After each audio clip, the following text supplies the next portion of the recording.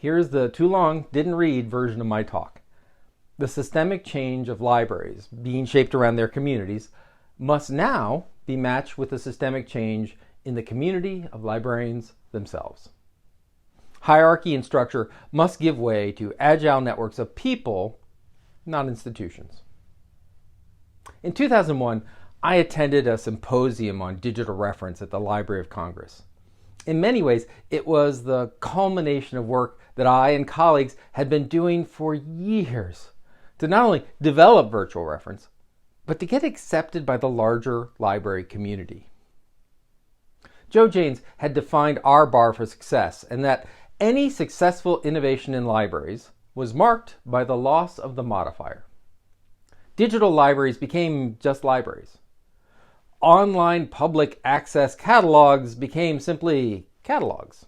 And online searching, that's just searching. Virtual reference was becoming reference. It was an odd feeling listening to people I did not know talk about virtual reference. The ideas they were presenting were new. More and more, presentations weren't really about virtual reference. They were, well, just reference. There was a feeling of satisfaction, certainly, but it wasn't a feeling of celebration. If anything, it was a feeling of loss. We had done it, now what?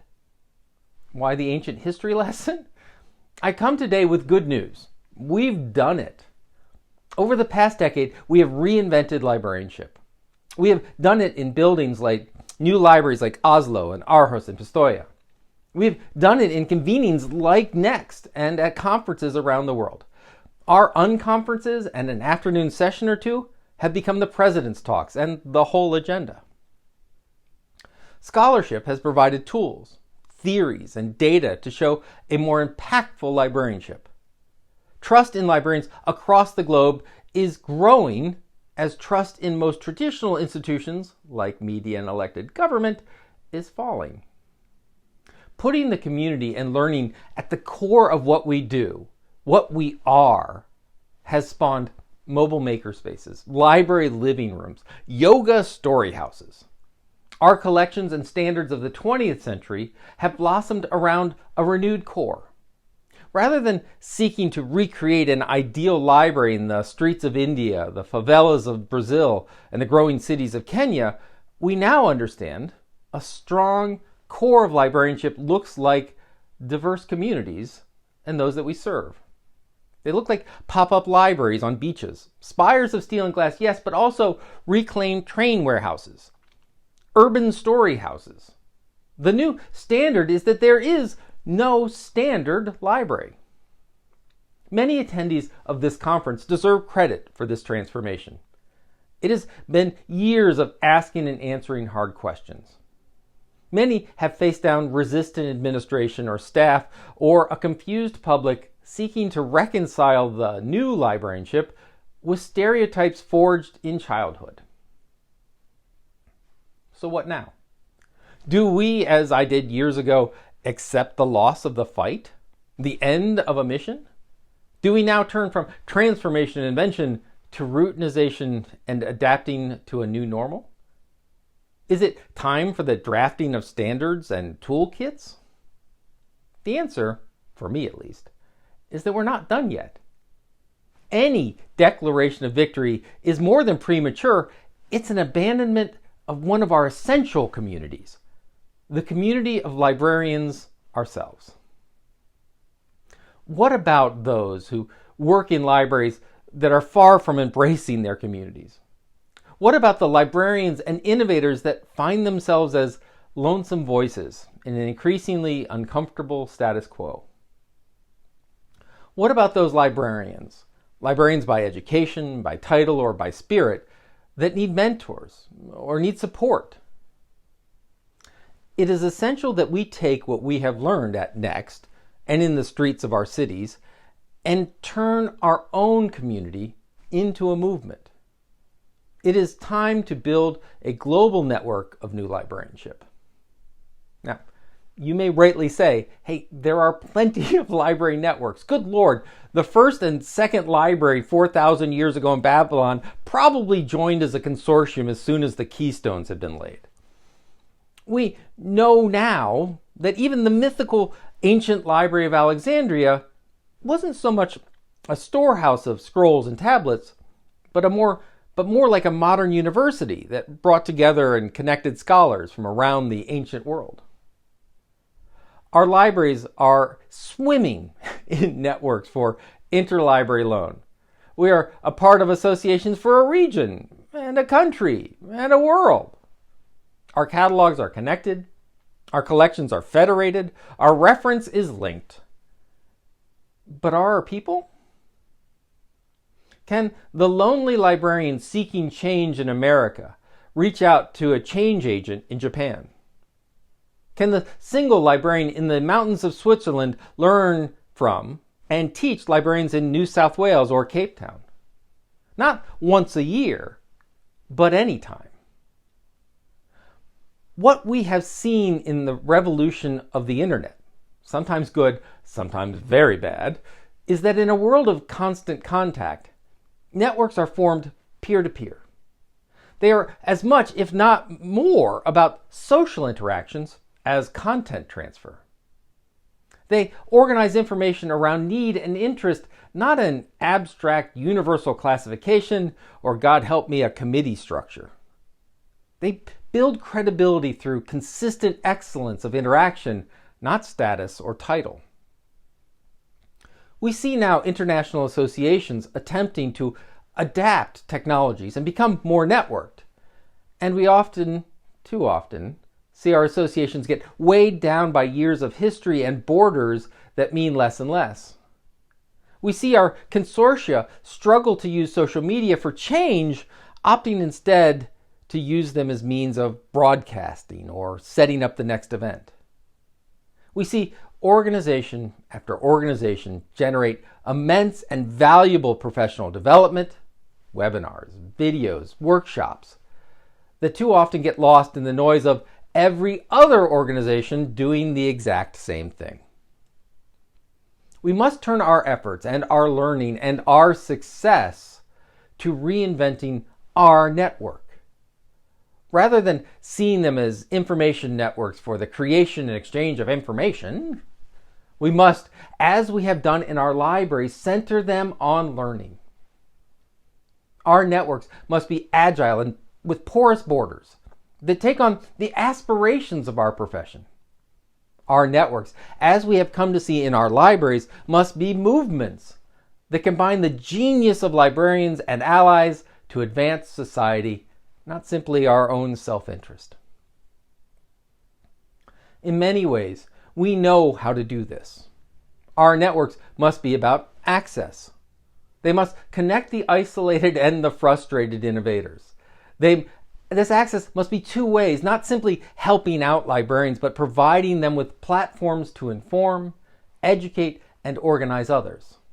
This access must be peer-to-peer and dynamic. In the U.S. educational system, we have seen formal hierarchies and networks stifle innovation. A teacher in a classroom that develops a new and better way to teach may be unable to share that idea with a teacher literally in the classroom next to them because they lack time and are locked into a formal review process that slows the spread of ideas under the false label of quality control. The networks we need must provide opportunities to build and disseminate knowledge. Provide training, yes, but more importantly, constantly seek to incorporate new knowledge into shared understandings that is transferable from one setting to another. Credentials that span degrees, span borders, and span institutions. Our networks must be welcoming places. Just as a library should be a safe place to explore dangerous ideas, so too should our networks. If we seek to build and sustain civil conversations in our increasingly divided towns and states, we must model this within ourselves. People of all colors, regions, and race should feel free to express ideas, And those ideas should be evaluated and critiqued as ideas, not as elements of a person's character. Finally, our networks must foster innovation. This is particularly true of the newest members of the library community. New librarians just starting out on the streets of Iran or India possess the most valuable professional asset of the field: a new perspective. New eyes in the classroom or on the job can ask the vital question, why is it so? They can question long-standing practices as well as new initiatives. This questioning is not disrespect or ignorance, but a vital function of a living and evolving profession. It forces us all to ruthlessly interrogate the values of our services. What does this new library network look like? Well, in many ways, it looks like this very conference. It looks like the critical conversations on race in librarianship that have happened around Twitter hashtags. And in truth, we can't know how it will look until we build it.